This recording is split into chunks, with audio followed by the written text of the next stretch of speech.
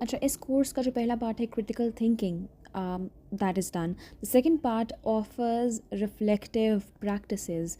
So basically reflective word जो है it is derive from the word reflection. ठीक है. सो रिफ्लेक्शन क्या होता है? आप जब भी शीशे में देखते हैं, what do you see your self. आप अपना आप देखते हो, दैट इज़ योर रिफ्लेक्शन. ठीक है. सो सिमिलरली जो रिफ्लेक्टिव प्रैक्टिसेस हैं उसमें क्या होता है? It's the ability. अच्छा, पेपर के लिए आप बेशक रट लें डेफिनेशन को, बट मैं सिंपल वर्ड्स में आपको बता रही हूँ कि रिफ्लेक्टिव प्रैक्टिसेस होती क्या हैं, किसे कहते हैं. रिफ्लेक्टिव प्रैक्टिस जो होती है, रिफ्लेक्ट करना होता है, to give away, to send back. Okay. And it's basically a thoughtful deep process. मतलब ये सोचने का एक डीप प्रोसेस होता है. ठीक है. एबिलिटी होती है ताकि आप रिफ्लेक्ट कर सकें, सेंड बैक कर सकें, गिव अवे कर सकें थ्रू एन एक्शन. ठीक है. वो एक्शन किसी किस्म का भी हो सकता है, वर्बल हो सकता है, प्रैक्टिकल हो सकता है, बट थ्रू एन एक्शन आपने बताना है, रिफ्लेक्ट करना है कि आपने क्या सीखा, व्हाट डिड यू लर्न. ठीक है. In order to keep the learning process in cycle. मतलब ताकि जो आपका एक लर्निंग जर्नी है, ठीक है, वो कॉन्टीन्यू रहे, वो जारी रहे. इसलिए आपके अंदर ये एबिलिटी होनी चाहिए, या आपको ये एबिलिटी डेवलप करनी चाहिए कि आप जो भी सीख रहे हैं, जो भी समझ रहे हैं, उसको आप रिफ्लेक्ट कर सकें. मतलब उसको आप गिव अवे कर सके through a thoughtful process and through an action. ठीक. That is your reflective practices. अच्छा, उसके बाद हम आते हैं कि importance of reflection in education. अब एजुकेशन जो है, एजुकेशन फील्ड में रिफ्लेक्टिव प्रैक्टिसेस की क्या इंपॉर्टेंस है? Number one is that reflection brings learning to life. मतलब आप जब भी कोई चीज़ लर्न करते हैं तो हमें कैसे पता चलेगा कि भाई आपने लर्न कर लिया, आपने कहा और हमने मान लिया, फ़ाइन.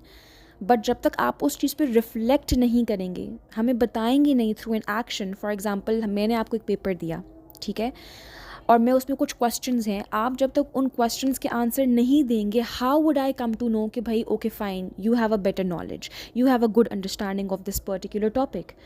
जब आप मुझे आंसर्स देंगे तो मुझे पता चलेगा, मतलब दैट मीन्स कि आपने रिफ्लेक्ट किया. Then I will get to know कि भाई हाँ, इनको अच्छी नॉलेज है इस टॉपिक के बारे में, दैट्स द रिफ्लेक्शन. ठीक है. फिर मुझे पता चलेगा कि okay fine, they are in a learning process, they are learning because they are understanding. ठीक. Second part is reflective practice help learners find relevancy and meaning in a lesson. Relevancy का मतलब क्या है कि रेलिवेंट. आप जो आपकी reflective practices होती हैं वो आपको बताती हैं कि आप जो भी पढ़ रहे हैं दे आर रेलिवेंट.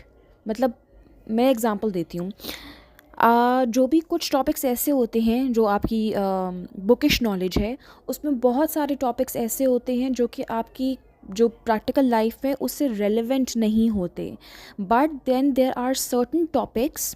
ठीक है. जब फॉर एग्जांपल कंप्यूटर साइंसेस जो लोग पढ़ते हैं वो प्रैक्टिकल जब करते हैं उस चीज़ का, अब that is something that is relevant. क्योंकि जब आप खुद वो करेंगे तो आप कहेंगे कि भाई हाँ, मैंने ये सीखा था और अब मैं ये कर रहा हूँ. दैट मीन्स कि जो नॉलेज उनको मिली स्कूल में वो रेलिवेंट है प्रैक्टिकल नॉलेज से जो वो कर रहे हैं. ठीक है. सो ये रिफ्लेक्टिव प्रैक्टिसेस आपको रेलेवेंसी सिखाते हैं कि जो भी आप सीख रहे हैं वो आपकी ज़िंदगी से रेलिवेंट हैं या रिलेट करते हैं. ठीक है. It increases insight and creates pathways to future learning. अब इंसाइट का मतलब क्या होता है? इट इंक्रीजेज इंसाइट मतलब जो आपका एक थॉटफुल प्रोसेस है, जो डीप थॉट का एक प्रोसेस होता है, उसको ये वो करती है, उजागर करती है, लाइक उसको बूस्ट करती है आपकी उस सोच को. ठीक है. And it creates pathways to future learning. मतलब आपकी जो आगे वाली जो एक लर्निंग फेज़ है उसको कंटिन्यू रखने के लिए it's basically a support pillar, reflective practices जो हैं. ठीक है.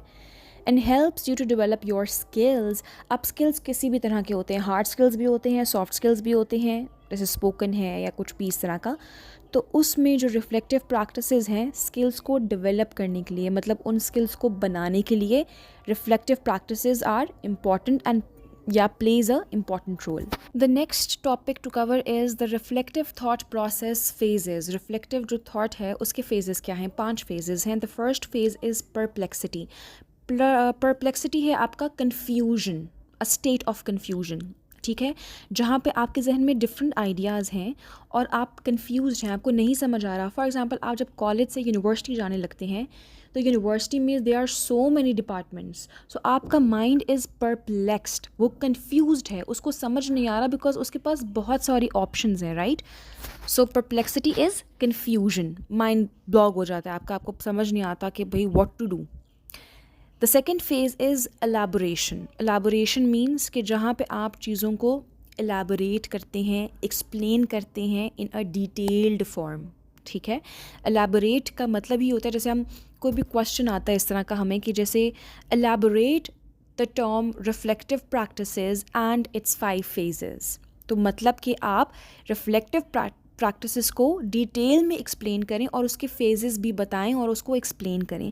सो एलाबोरेशन मीन्स कि किसी भी चीज़ को डिटेल में एक्सप्लेन करना, बताना। The third phase is hypothesis. अब हाइपोथेसिस में क्या है, अच्छा फॉर एग्ज़ाम्पल हम साथ साथ एग्जांपल्स को भी लेके चलेंगे। हम कंफ्यूज थे यूनिवर्सिटी के बारे में कि हमें कौन से डिपार्टमेंट जाना चाहिए, वी वर परप्लेक्स्ड। एलाबोरेट हमने किया, हम डिपार्टमेंट्स में हम गए, हमने देखा कि अच्छा यार ये डिपार्टमेंट्स में ये कोर्सेज़ ऑफ़र होंगे फ़र्दर, तो हमारी इंटरेस्ट्स क्या हैं और मैं आगे किस चीज़ में अच्छा परफॉर्म कर सकता हूँ। So I am elaborating those things, those departments. The third phase is hypothesis.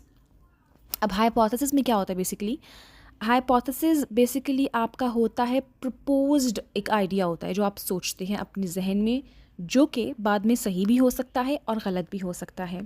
आपके पास कुछ बेसिक एविडेंसेस होते हैं, कुछ बेसिक फैक्ट्स होते हैं जिसकी बेसिस पे आप हाइपोथेसिस बनाते हैं। जैसे कि हम यूनिवर्सिटी की ही एग्जांपल ले रहे थे, तो हमें कम्युनिकेशन डिपार्टमेंट अच्छा लगा, ठीक है।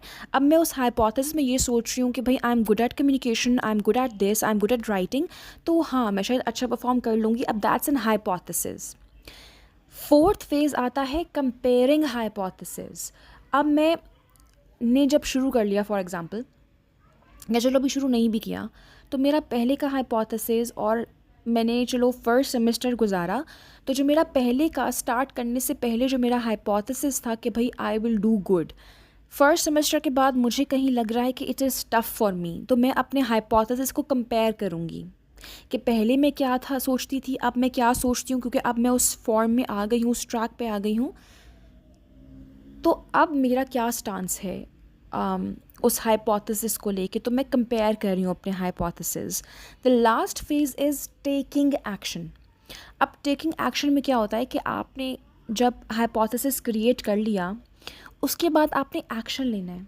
अब फॉर एग्ज़ाम्पल मैंने सोचा कि भाई मैं अच्छा परफॉर्म कर लूँगी, लेकिन फ़र्स्ट सेमेस्टर के बाद मुझे ऐसे लगा कि I am not performing that well, जिस तरह मुझे करना चाहिए, जिस तरह मैंने सोचा था। अब वो 2 एक्शंस हो सकते हैं, आइदर आई शुड क्विट, या मैं उस डिपार्टमेंट से हट जाऊँ और मैं किसी और डिपार्टमेंट में चली जाऊँ। पहला ये एक्शन हो सकता है। दूसरा एक्शन मेरा हो सकता है कि आई शुड रिमेन फर्म, ठीक है, मैं इसी डिपार्टमेंट में रहूँगी, I will try harder, I will work harder, ठीक है। मेरे दोनों एक्शंस हो सकते हैं। सो ये 5 फेजेस हैं जिसको आपने एक्सप्लेन करना है, और आप कोई भी एग्जांपल दे सकते हैं, साथ आपने उस एग्जांपल को भी एक्सप्लेन करना है। Now there are 2 types of reflection. एक है आपकी रिफ्लेक्शन ऑन एक्शन, दूसरी है रिफ्लेक्शन इन एक्शन। बहुत बेसिक सा डिफरेंस है, मैं आपको एग्जांपल्स के साथ समझाती हूँ कि रिफ्लेक्शन ऑन एक्शन जो है उसमें क्या होता है कि basically you reflect after the event.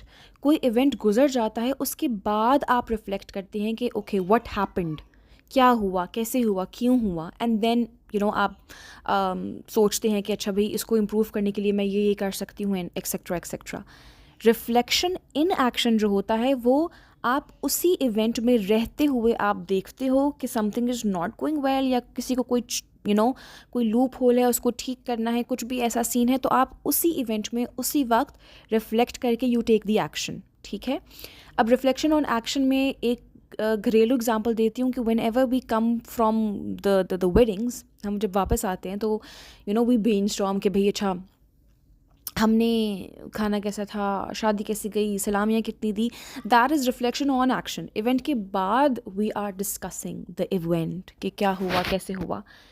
Teacher के पर्सपेक्टिव से मैं अगर एग्जांपल दूँ, जैसे for example after the English class एक टीचर गई और उसने स्टाफ रूम में she was checking the copies, और उसने सोचा कि अच्छा बच्चों ने ये क्वेश्चन, कितने बच्चों ने ये वाला क्वेश्चन जो है ठीक किया है, कितने बच्चों ने ठीक नहीं किया। अब जिन्होंने ठीक नहीं किया अगर तो वो ज़्यादा परसेंटेज है, सो क्या लूप होल था, कहाँ पे टीचर से गलती हुई कि she couldn't make the students understand, ठीक है, कहाँ पे उससे गलती हुई, कहाँ पे बच्चों की गलती थी कि they couldn't understand properly, they didn't ask questions. So basically after the class she is reflecting on the lecture that she delivered, ठीक, that is reflection on action. अब रिफ्लेक्शन इन एक्शन में क्या होगा, जैसे कि अगर there is example of a doctor, कि एक नर्स है या एक डॉक्टर है, and if they are seeing the patient is not feeling well या वो शिवर कर रहा है, तो वो उसी वक्त इंजेक्शन लगाएंगे या ड्रिप लगाएंगे to control that situation. That is reflection in action, ठीक। कोई भी टीचर अगर देख रही है during the lecture that a student is struggling, उसको समझ नहीं आ रहा, ही इज़ कन्फ्यूज्ड और शी इज़ कन्फ्यूज्ड, तो वो उसी वक्त उसके पास जाएगी, उसको शुरू से समझाएगी। That means the teacher is taking action instantly, वो उसी वक्त एक्शन ले रही है जब वो इवेंट पे है, उस जगह पे है, ठीक है। तो they are two types of reflection. आप जब भी इनको एक्सप्लेन करें, do explain with right examples.